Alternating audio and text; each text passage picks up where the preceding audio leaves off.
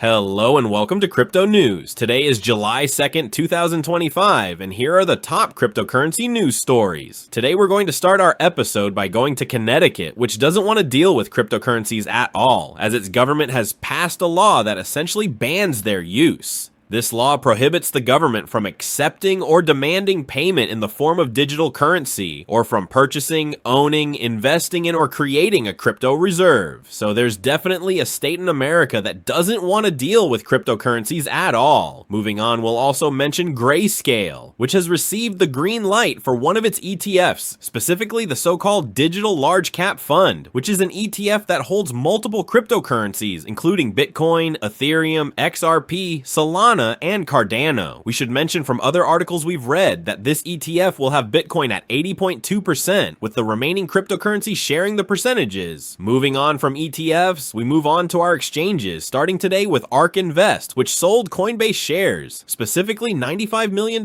worth, when the price was at an all-time high, as we know from previous episodes of Crypto News. If we look at Coinbase stock right now, it's already down 4.33%, and another exchange news that may interest many of you comes from Bitget, which is also launching its own card. Specifically, Bitget Wallet is launching a payment card in partnership with Mastercard and infrastructure provider Immersve, allowing its users to spend cryptocurrencies with more than 150 million international merchants. This card is available through the Bitget Wallet app, and its initial launch is in the United States and the European Union. So this is another card for anyone who wants to use it.